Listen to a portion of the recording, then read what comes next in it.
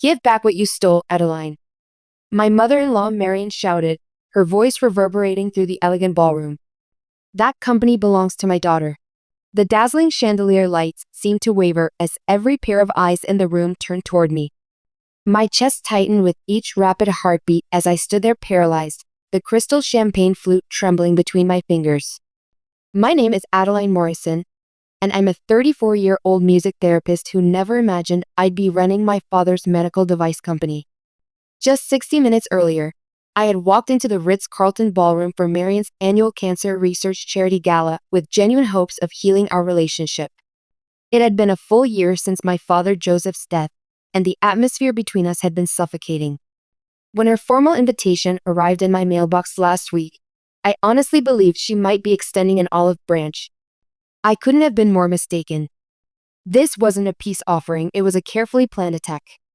That medical company should be in Brenda's capable hands.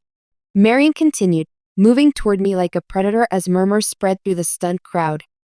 Joseph built that business to save lives, and you manipulated him during his final days for your own selfish gain.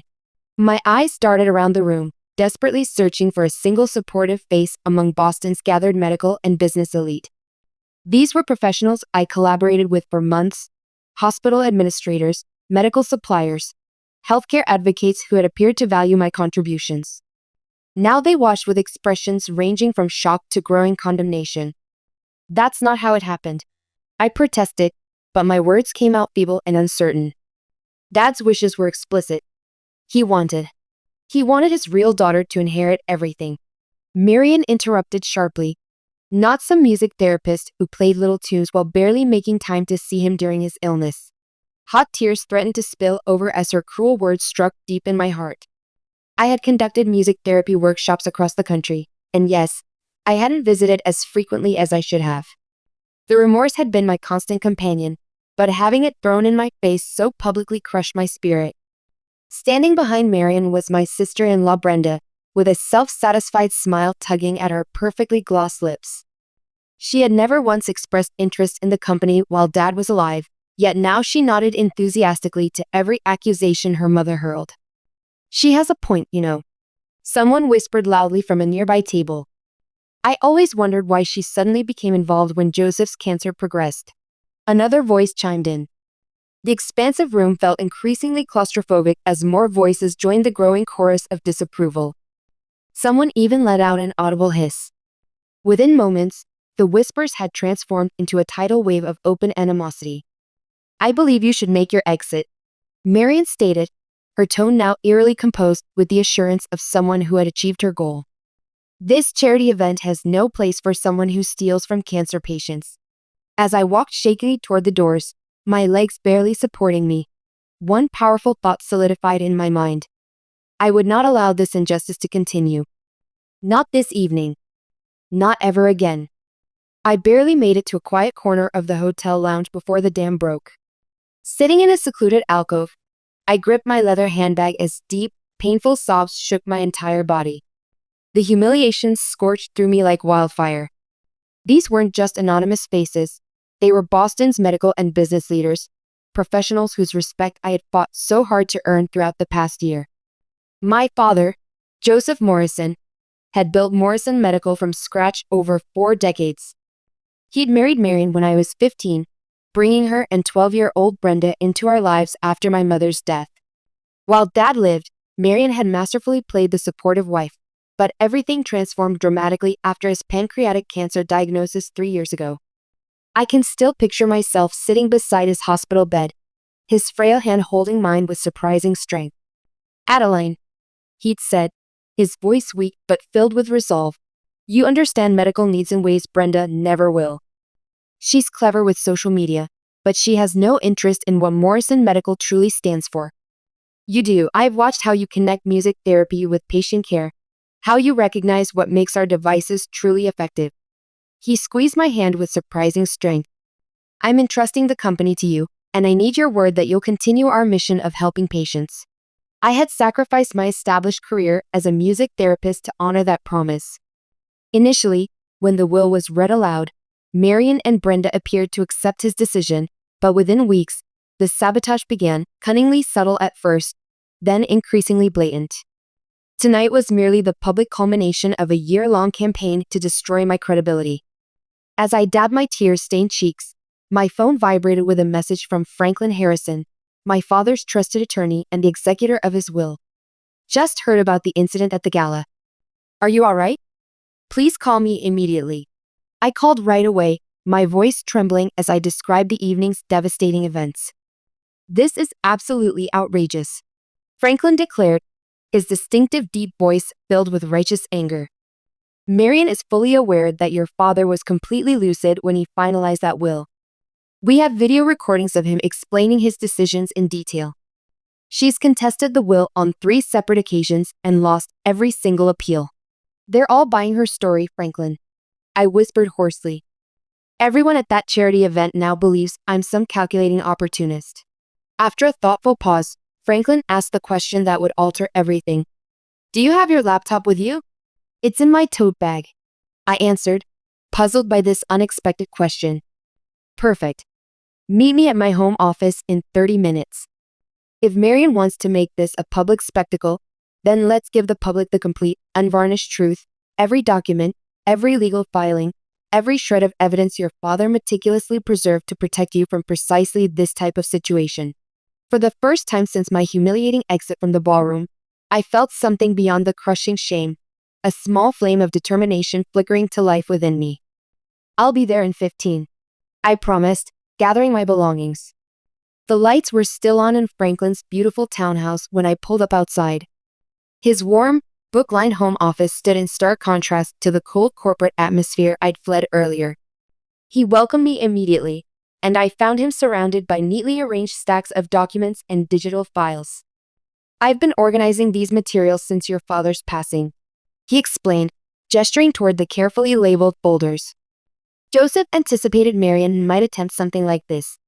He was always strategic, consistently thinking several steps ahead. As Franklin retrieved files from his meticulous archive, I paced across the room, my initial shame gradually giving way to simmering anger. I can't understand why she would choose such a public forum, I said, running my fingers through my hair. She's already challenged the will legally and failed. What could she possibly hope to achieve? Franklin looked up, his intelligent gray eyes intensely serious. This is about control and social standing. If Marian can't obtain the company through legal channels, she'll attempt to make your position impossible by turning the entire medical community against you. She's certainly succeeding so far, I muttered, recalling the hostile expressions that had followed me out. Not for much longer, Franklin replied confidently, organizing documents into new categories. Your father documented absolutely everything, and the multiple occasions when Brenda explicitly stated she had zero interest in medical devices, the business management courses he encouraged you to complete online while maintaining your therapy practice, the weekend innovation sessions you two shared whenever you visited him. He handed me a small USB drive. This contains video testimony from your father explaining his succession decision in detail. He recorded it 3 months before his death, specifically to prevent Marian from questioning his mental capacity. I held the drive tightly, remembering that difficult day. Dad had been so physically diminished, yet his mind remained incredibly sharp. Though I'd known about this recording, I hadn't found the emotional strength to watch it since his passing. There's substantially more evidence, Franklin continued. Financial reports demonstrating how you've improved patient outcomes by 30% while growing company revenue by 20% since taking the helm. Testimonials from medical professionals about how your innovative approach prevented major layoffs when the Blackwell Hospital contract stalled, and board meeting minutes documenting your offer to give Brenda a director position, which she declined because it would interfere with her Instagram posting schedule. A strategy began crystallizing in my mind. Franklin, is that high-speed color printer of yours still working well? He smiled knowingly. Indeed it is, and I have an ample supply of professional binders ready to go. For the next hour, we worked efficiently together, organizing compelling, irrefutable documentation that revealed the true story behind Morrison Medical succession. Franklin printed copies of court rulings, financial analyses, and letters from patients whose lives had been improved by our devices. I arranged everything into professional presentation binders, preparing one for each table at the Charity Gala. While we worked, Franklin contacted 3 respected colleagues who immediately agreed to meet us at the hotel. These esteemed medical attorneys would add considerable gravitas to our presentation. "This isn't merely about defending your reputation tonight," Franklin remarked as we completed our preparations. "This is about cementing your position permanently. After this evening, Marian won't be able to undermine your leadership again." I checked my watch. Just after 10 p.m. The Charity Gala would still be in full swing. "You know," I said, carefully loading the binders into Franklin's elegant sedan. "My father always insisted that in both medicine and business, you don't simply defend yourself when attacked. You respond with such comprehensive evidence that your opponent deeply regrets ever questioning your integrity." Franklin smiled warmly. "Joseph would be immensely proud of you tonight." I took a deep, steadying breath. "Let's go make this right." The drive back to the Ritz-Carlton was hushed and tense, my nervous anticipation filling the car as Franklin navigated through Boston's busy Saturday evening traffic. The meticulously prepared binders rested in the back seat, each one holding what felt like the essence of my life: my father's clear intentions, my dedicated work, my rightful position. "Remember," Franklin said as we pulled up to the Grand Hotel entrance, "tonight you're not just Joseph Morrison's daughter. You're the CEO of Morrison Medical, a company that saves lives." We gathered our materials, with Franklin's 3 distinguished colleagues meeting us at the entrance. The 4 attorneys in their perfectly tailored suits formed an impressive protective circle around me. The same doorman who had witnessed my tearful exit now stepped back with widened eyes and a respectful nod. My heart raced wildly as we approached the ballroom entrance. Inside, the Charity Gala continued as though nothing extraordinary had occurred. Fine crystal glasses clinked delicately, expensive perfume wafted through the air, and the string quartet performed a soothing classical piece.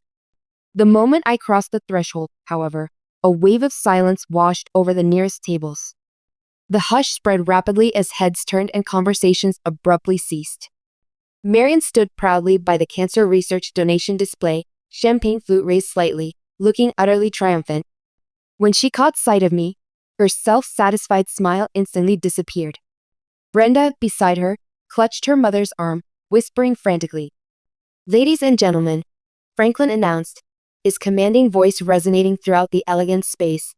"Please forgive this interruption. I am Franklin Harrison, longtime legal counsel to Joseph Morrison and executor of his estate. I believe there has been a serious mischaracterization regarding Morrison Medical that requires immediate clarification." The quartet fell silent mid-note. Every person in the room focused intently on our group. Earlier this evening, grave accusations were leveled against Adeline Morrison, the rightful CEO of Morrison Medical. Franklin continued with authority.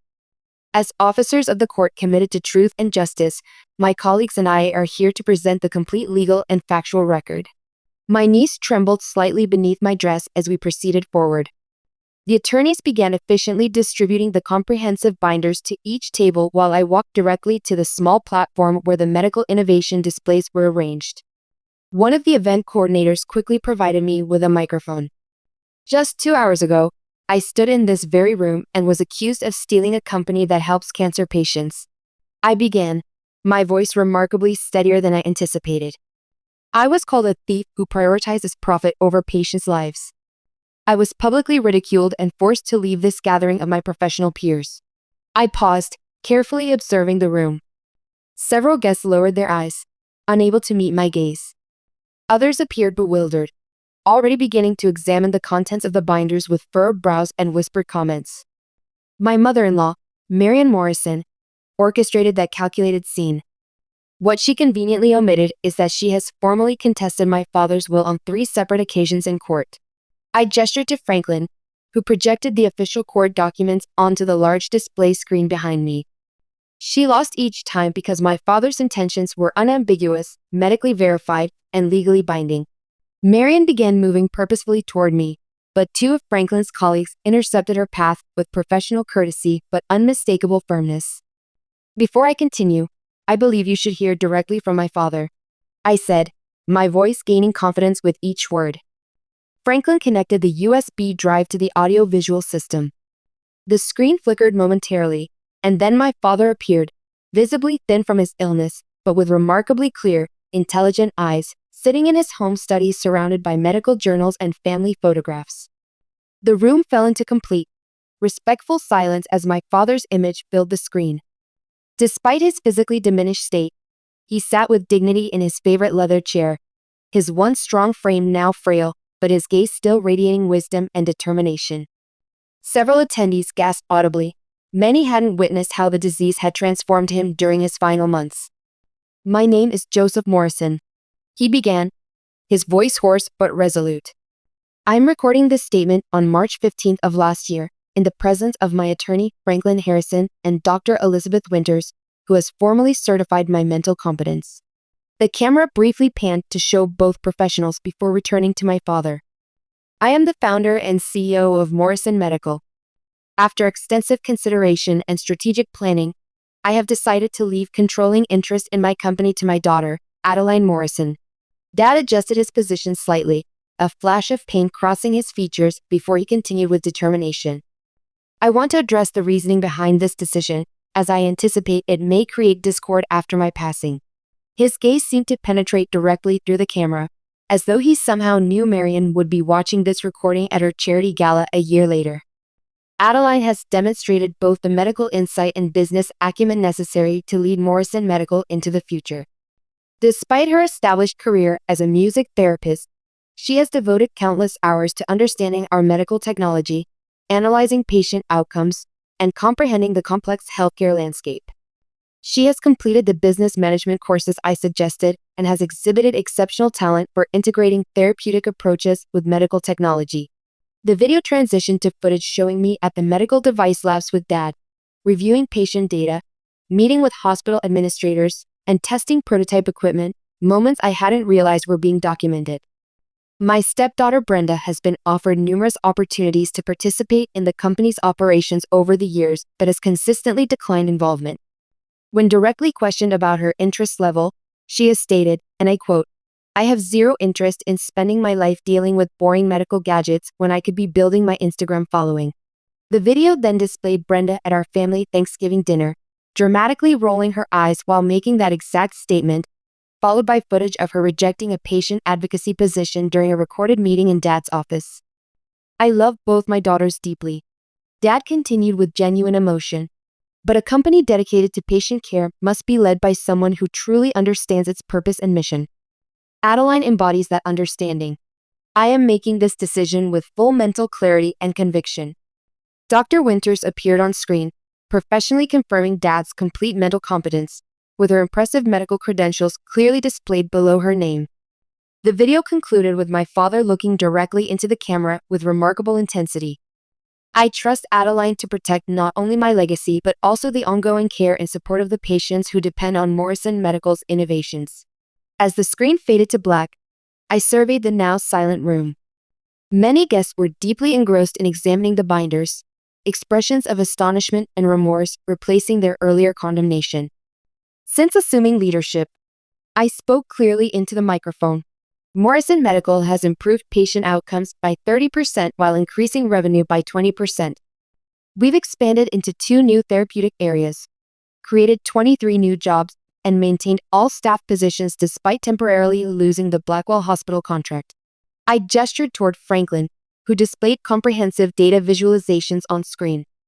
"On page 12 of your binders, you'll find testimonials from actual patients whose lives have been improved by our pain management devices, alongside letters from our dedicated employees, many of whom have worked alongside my father for decades, expressing their wholehearted support for my leadership approach." I took a steadying breath before continuing with growing confidence. Page 15 contains the formal executive position offered to Brenda just 3 months ago, a director role with significant influence but focused on patient experience rather than day-to-day operations. She declined via text message, stating she had more important influencer events to attend than boring medical meetings. I noticed Brenda's face flush deeply as several guests turned pointedly in her direction. "The final section," I continued, my voice gaining strength and authority, "contains the 3 court decisions unanimously rejecting Marian's challenges to my father's will. 3 separate judges found absolutely no evidence of manipulation or undue influence. The comprehensive medical evaluations confirmed Dad was fully competent when formalizing his succession plan. I stepped forward confidently, briefly setting aside the microphone as I looked directly at Marian, who remained frozen beside the charity donation display. You demanded I return what isn't rightfully mine, I stated, my voice carrying clearly across the now silent room. But as this evidence demonstrates conclusively, Morrison Medical is precisely where my father intended it to be, under the leadership of someone who understands both the business and its medical mission. I reclaimed the microphone, turning to address the entire assembly with newfound assurance. I recognize that many of you were misled earlier tonight. You heard just one perspective of a complex situation and responded based on incomplete information. I paused deliberately, allowing my gaze to connect with individuals throughout the ballroom. I harbor no resentment for that natural reaction. What I respectfully ask is that you consider the complete evidence before forming your final judgments. The atmosphere in the room had undergone a remarkable transformation. The earlier hostility had vanished, replaced by visible discomfort and evident embarrassment. Edward Blackwell, the CEO of our largest hospital partner, rose purposefully from his table. Adeline, I owe you a sincere apology, he announced, his authoritative voice carrying throughout the space. As a medical professional, I should have demanded complete evidence before accepting such damaging allegations. His public acknowledgement appeared to release a flood of responses. Other guests began examining the documentation more intensely, discussing the evidence among themselves with growing animation. Someone near the back of the room initiated a slow, deliberate applause that gradually spread throughout the gathering. Marian finally pushed past the attorney's professional blockade, storming toward me with Brenda hurrying behind her. How dare you? She hissed, her voice low but filled with venom. This is my cancer research fundraiser, and you've transformed it into a corporate defense presentation. This perfectly demonstrates why Joseph should never have entrusted you with the company. You clearly lack any social grace or proper decorum. I smiled with composed confidence, acutely aware that every person in the room was watching our confrontation. That's a fascinating perspective, Marian, considering you used your own charity event to publicly accuse me of theft and have me humiliatingly removed. You manipulated him during his final days. Brenda interrupted, her voice trembling with poorly contained fury. You were always too busy with your music therapy workshops to even visit him regularly. Franklin stepped forward decisively, tablet displaying clear evidence. According to the verified visitor logs from Massachusetts General Hospital and Sunrise Hospice, Adeline visited your father 86 times during his final 6 months. These same records indicate that Brenda visited 9 times, primarily when photographers were present. Mrs. Morrison, you visited 34 times. Brenda's perfectly glossed lips opened and closed in shock, but she remained speechless. The company was meant to secure our family's future, Marian finally declared, abandoning all pretense. Joseph promised that we would always maintain our lifestyle and social position, and that promise has been kept. I responded with unwavering firmness. Dads will provide it extremely generously for both of you. The substantial trust he established ensure you'll maintain your current lifestyle indefinitely. I lowered my voice so only they could hear my next words. What he specifically chose not to do was give you control over his life-saving innovations, because he understood precisely what would happen to the company's mission if he did. Marian's carefully maintained face contorted with unbridled rage. For a heart-stopping moment, I thought she might physically attack me. Instead, she roughly grabbed Brenda's arm and began dragging her toward the exit. This conversation isn't finished. She spat venomously over her shoulder. Actually, it most certainly is. Franklin called after her with professional authority. Any additional legal challenges will be considered vexatious litigation, and we will pursue appropriate sanctions. As they disappeared through the ornate doors, the tension throughout the room visibly dissipated. Guests began approaching me, offering sincere apologies and genuine congratulations on both the company's financial success and its medical innovations. Several admitted they had always harbored doubts about Marian's version of events, but had lacked the courage to speak up. Dr. Richard Sullivan, the former chief medical officer who had worked alongside my father for over 2 decades before retiring, made his way to where I stood. Joseph was absolutely right about you, he said warmly, clasping my hand between both of his. You've inherited his unwavering integrity. He often told me you possessed your mother's healing spirit combined with his innovative mind for medical advancement. Tears welled in my eyes, but unlike earlier, these were tears of vindication and relief. Thank you, Richard. Your words mean more than I can possibly express. As the evening progressed, I found myself enveloped by support and professional respect rather than contempt. Franklin stood nearby, quiet satisfaction evident in his expression. The attorneys began discreetly retrieving the binders. They had successfully accomplished their purpose. What's your next move? Franklin asked as the Charity Gala gradually resumed its normal rhythm. I surveyed the room filled with Boston's medical and business leaders, many of whom would be instrumental to Morrison Medical's continued mission of patient care. Now, I said, standing taller with renewed purpose, I connect with our healthcare partners. After all, I'm not just Joseph Morrison's daughter tonight. I'm the CEO of a company dedicated to improving patients' lives. A full year has passed since Marian's catastrophic Charity Gala. That evening became a pivotal moment, not merely in how Boston's medical community perceives me, but in how I understand myself. Returning to that ballroom armed with evidence and truth transformed me in profound ways I'm still uncovering daily. Morrison Medical has thrived beyond my wildest expectations. Following the charity event, several attendees reached out with exciting collaborative opportunities.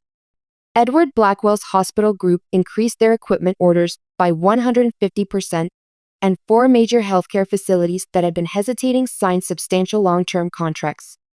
Our team has expanded by adding 50 talented professionals, and we've established a second research facility in Cambridge focused on integrating music therapy with pain management technology. The aftermath for Marian and Brenda took an unexpected turn. 3 weeks after the gala, Brenda appeared at my office without warning. She sat across from my desk, fidgeting with her designer bracelet, an unfamiliar vulnerability in her expression. I need employment, she stated with uncharacteristic directness. Mother has depleted most of her personal accounts on those pointless legal battles, and my trust fund from Dad doesn't fully mature until I'm 34. I carefully studied my sister-in-law's face, searching for any hint of manipulation but finding only genuine anxiety.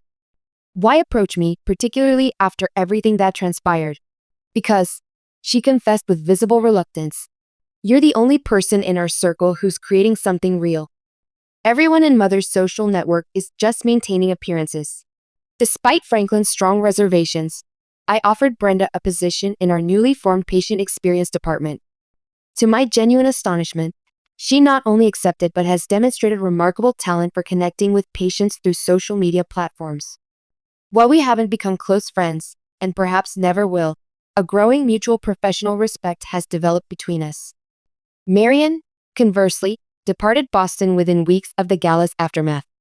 She relocated to Phoenix, where rumors suggest she's cultivating a relationship with another affluent widower. Our paths have not intersected since that night, and I suspect they likely won't for the foreseeable future. My personal journey has undergone equally profound evolution.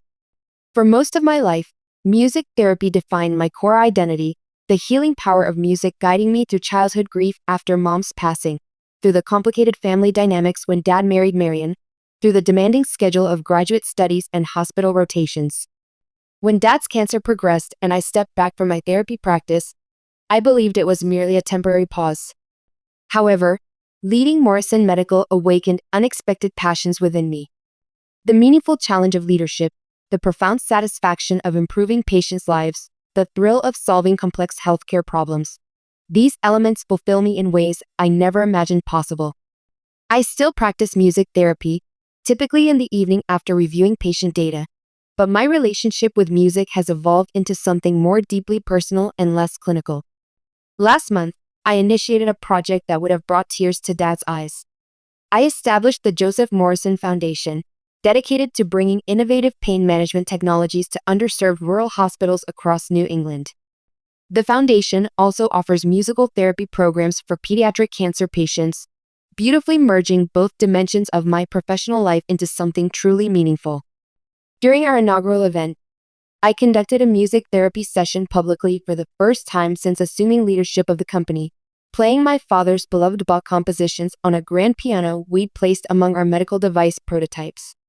as I created healing melodies surrounded by the life-saving technologies my father had pioneered and the dedicated team whose mission I now shepherded, I sensed his presence more powerfully than at any moment since his passing. In that profound moment, I realized that true inheritance transcends mere assets and legal ownership. It's about honoring and advancing the most noble aspects of those we've lost while integrating our own unique contributions. The medical community that once questioned my capabilities now recognizes Morrison Medical as an exemplar of patient-centered innovation and ethical leadership. Our company continues to flourish. Brenda is discovering genuine purpose, and I've found a beautiful synthesis between the healer I was trained to be and the business leader I've become. Dad understood this all along. The most meaningful legacies aren't taken, they're earned through dedication, vision, and heart.